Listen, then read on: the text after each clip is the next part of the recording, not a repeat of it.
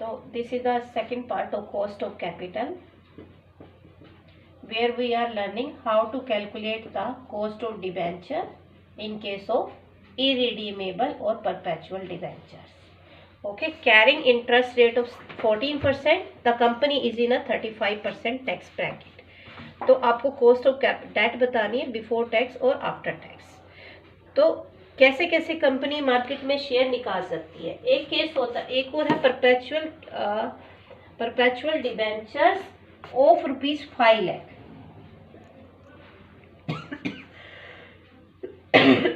Of ₹5 lakh. तो debenture है 5 लाख के, इंटरेस्ट रेट है 14% और टैक्स रेट है 35%। अब कंडीशन है, अगर कंपनी डिबेंचर इशूड करती है एट पार। एट पार का मतलब क्या होता है कि जितने की डिबेंचर है उतने ही रुपए में कंपनी डिबेंचर मार्केट में निकालती है। ठीक है। उसके बाद दूसरा केस क्या होता है, अगर कंपनी डिबेंचर इशू करती है एट 10% डिस्काउंट पे, अगर 10% डिस्काउंट पे निकालती है।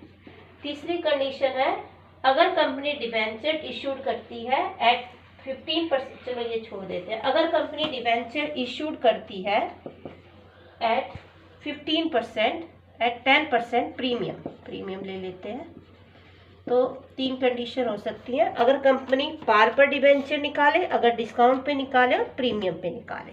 तो आप इसको एक आप इसके लिए बना लो, टेबल बना लो। तो 3 कंडीशन हो गई A, B, C। तो we can use the 3 condition here, A, B और C। This is your first condition, this is your second condition, C is your second.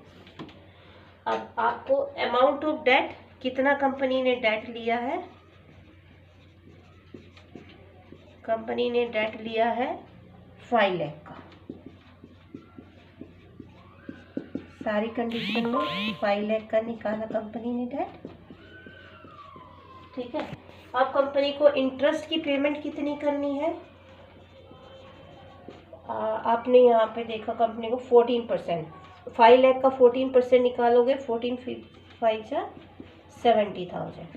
तो हर कंडीशन में कंपनी पेमेंट कितनी करेगी, 70,000 की पेमेंट करेगी। ठीक है। अब अभी आप देखोगे इसकी आपको नेट सेल वैल्यू कंपनी को कितनी पड़ी। ठीक है, कितनी पैसे कंपनी को मिले। अगर इस केस में देखोगे तो कंपनी ने 5 लाख का शेयर 5 लाख में निकाला, तो कंपनी को पड़ा आपका 5 लाख का। या 5 लाख का शेयर कंपनी ने कितने में निकाला, दूसरी कंडीशन में 10% डिस्काउंट पे, 10% डिस्काउंट पे निकाला, तो कंपनी को कितने पैसे मिलेंगे, 5 लाख में से 10% माइनस कर दो, तो कंपनी को मिलेंगे पैसे 4,50,000। ठीक है। दूसरी कंडीशन क्या है, तीसरी कंडीशन 10% प्रीमियम पर निकाला, 10% प्रीमियम पे निकालेगा तो कंपनी को कितने पैसे मिलेंगे, तो ये 10% प्रीमियम ऐड कर दो इसमें, 5,50,000 ये प्रीमियम पे निकाल लिया। ठीक है। ये है आपकी नेट सेल वैल्यू, जो असली में, या हम कह सकते हैं नेट रियलाइज्ड वैल्यू, कंपनी को कितना पैसा मिला है। अभी हमें निकालना है कि कॉस्ट ऑफ डेट क्या होती है। ठीक है। कॉस्ट ऑफ डेट का फॉर्मूला क्या था आपका, interest upon cost of debt, आप बोल सकते हो cost of debt is equal to interest upon, हम प्रिंसिपल बोलेंगे एट पार, लेकिन यहाँ पे आप क्या लोगे, sale value, net sale value. Percentage के लिए यू कैन मल्टीप्लाई विथ 100। ठीक है। अब ये फर्स्ट पार्ट में अगर मैं निकालती हूँ cost of debt before tax KB, ठीक है, बिफोर टैक्स निकालूंगी तो इंटरेस्ट कितना गया है 70,000 अपॉन नेट सेल वैल्यू कितनी है 5 लाख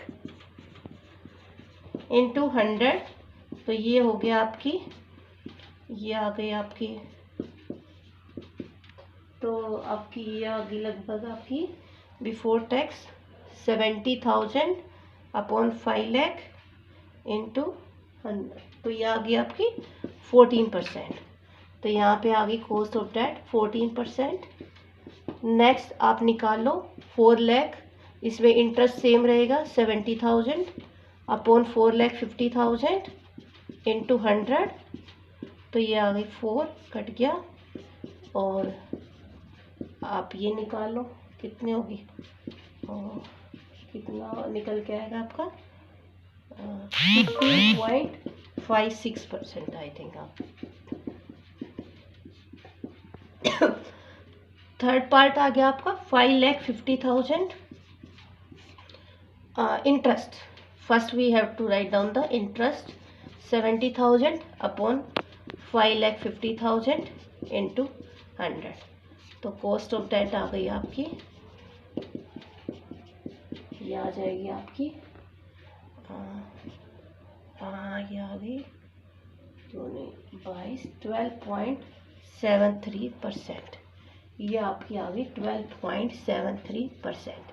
अगर आफ्टर टैक्स निकालना है तो आपको cost of debt after tax, you can denote this with KD। 1 minus tax, तो जो भी आपकी कॉस्ट आई, for example it's 14%, we can write down 0.14. 1 minus tax rate is 35%, 0.35. And here you can write down 15.56% है, तो you can change this, ठीक है, into 0.3, 12.73% into 1 minus 0.35, ठीक है। और you can do the same thing here, तो you can calculate 9.10%, and for this you can find out the 10.11% and 12.73, and 1 minus here you can find out, calculate here 8.27%. So these are the methods through which you can calculate the cost of debt in case of perpetual or irredeemable debentures. So interest is 70,000 in each case. The interest rate is the same 14%. तो 5 लाख का 14% 70,000। Net sale value अगर company पार पे निकालती है 5 लाख रुपए में 5 लाख ही मिलते हैं, तो 5 लाख नेट सेल हो गई। 5 लाख का शेयर किस में डिस्काउंट पे निकालती है 10%, 50,000 घटा दो तो 4,50,000 पे। प्रीमियम पे निकालेगी तो 5 लाख की बजाय उसको कितने पैसे मिलेंगे, 10% प्रीमियम लगा लो इसका, तो 10% 50,000 ऐड करोगे तो 5,50,000 मिलेंगे। कॉस्ट ऑफ डेट निकालोगे, कॉस्ट ऑफ डेट कैसे निकलती है, interest upon net sale value.